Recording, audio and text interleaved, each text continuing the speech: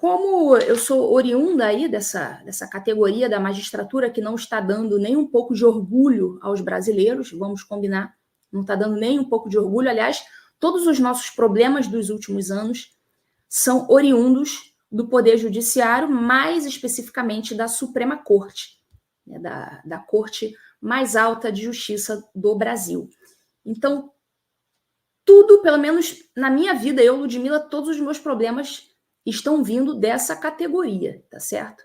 E em relação aos demais brasileiros, eu imagino que muitos também estejam padecendo na mão deste poder específico. Então, eu já venho chamando de ditadura do judiciário o regime hoje implantado no Brasil, porque, de fato, sem a participação do Poder Judiciário, mais especificamente da Suprema Corte, e alguns asseclas do CNJ, por exemplo, do TSE, a coisa se incrementou. A ditadura no Brasil se incrementou formidavelmente pela ação conjunta, coordenada de vários atores do Poder Judiciário. Já tem muito tempo que eu chamo isso de ditadura do judiciário, e quando eu comecei a chamar, não lembro exatamente em que ano que eu comecei a usar propriamente essa palavra, mas o fato é que a gente falava ditadura do judiciário e alguns, né, limpinhos, cheirosos, falam, não, que isso, você é uma extremista, você está exagerando, que isso, nem é isso. Eles podem até cometer um errinho, ó, errinho aqui, um errinho ali, mas não é, a ditadura é outra coisa. Olha, como é difícil você ser inteligente em um universo de burros. O professor Olavo falava isso. Quando você é mais inteligente que os demais, quando você tem uma inteligência superior, uma capacidade de prever as coisas superior, justamente porque você faz uma conexão muito mais ampla das situações, você conhece a história e você consegue fazer as devidas conexões mentais com o que está acontecendo hoje e consegue prever as possibilidades, porque várias coisas que estão acontecendo hoje já aconteceram antes e você conhece esse mecanismo. E quando ele acontece novamente na história, você é perfeitamente capaz de identificar não só quando o problema está acontecendo, mas o que dele vai advir. Isso é uma propriedade da inteligência. Então, quando você é mais inteligente que os outros, vide, por exemplo, o professor Olavo de Carvalho. O professor Olavo, todo vídeo que a gente assiste dele hoje, vocês já repararam isso? Todo vídeo que a gente assiste hoje do professor Olavo, a gente fala, caraca! Às vezes vídeo de 15 anos atrás. Como ele tinha esse atributo da inteligência muito forte, quando ele falava, ele parecia maluco. Ele sabia exatamente o que ele estava falando. Ele tinha uma capacidade de prever que era uma capacidade decorrente da sua inteligência privilegiada.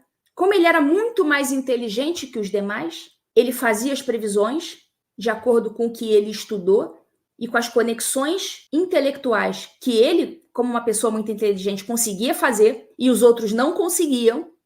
E com isso ele falava coisas que eram imprevisíveis para os demais e era considerado um maluco, um extremista, o teórico da conspiração. E hoje, 15, 20 anos depois de alguns vídeos do Olavo, a gente pega esses vídeos anteriores e fala, caramba, como que ele foi capaz de, lá na década de 90, prever tudo o que está acontecendo aqui hoje? É uma coisa impressionante. É óbvio que essa pessoa tem uma inteligência privilegiada maior do que as demais pessoas. E tem muitas pessoas que, tudo bem, podem não ser inteligentes como o professor Olavo, como eu não sou, mas que também têm uma inteligência superior a pelo menos a média dos seus pares. E que com isso consegue fazer as conexões com uma previsão muito anterior. Então, enquanto as pessoas não estão falando em um determinado assunto, aquela pessoa já está prevendo que aquilo ali vai ser um problema no futuro. Só que as outras não conseguem prever. Então, assim, é muito difícil você ser o inteligente em meio a idiotas. É muito difícil você querer passar a mensagem que você, fazendo uso do atributo da inteligência que Deus te deu, então quando você usa esse atributo que os demais ou não usam ou não têm, você é visto como extremista, como maluco, as pessoas não querem ficar perto de você. Só que daqui a pouco, tudo aquilo que você falou, que para você era muito claro, era muito simples, era uma decorrência óbvia dos acontecimentos, quando aquilo começa a acontecer, você diz, opa, peraí, mas tá acontecendo o que eu já disse, e as pessoas ficam ali impressionadas, ficam surpresas.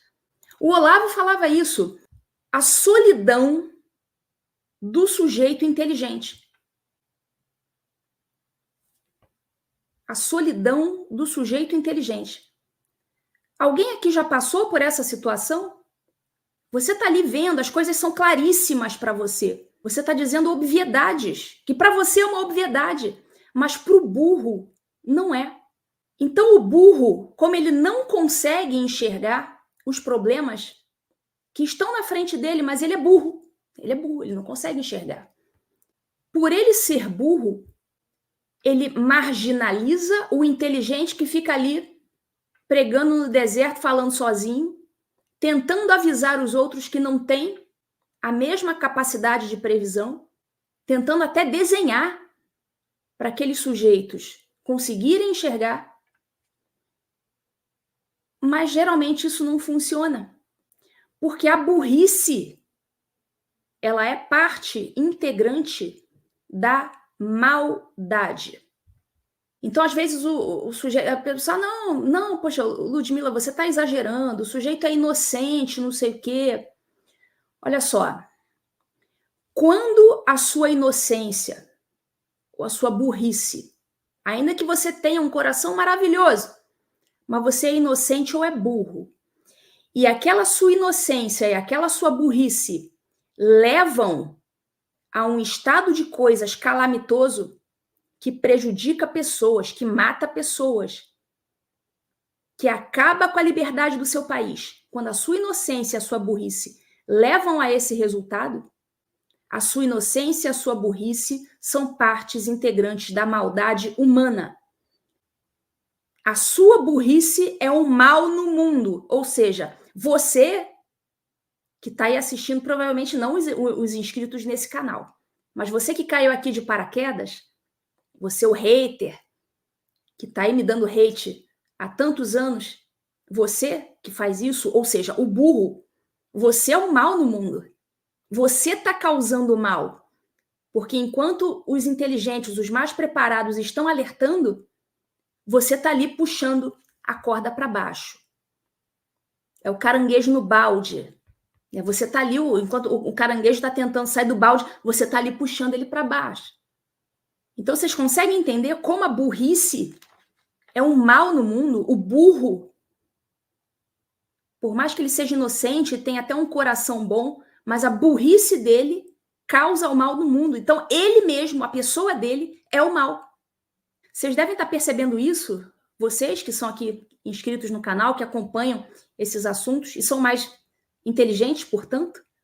Vocês devem estar percebendo isso no círculo de amizade de vocês. Então, imagine vocês, como eu hoje, eu, Ludmila, estou me sentindo quando tudo aquilo que eu disse para os meus colegas juízes em 2019, há 5 anos, que para mim era tudo óbvio, tudo que está acontecendo hoje, né, Alexandre de Moraes, os arbítrios, era tudo evidente que ia acontecer. Estava claríssimo. Para mim, Ludmila, estava claro. Para mim estava claro.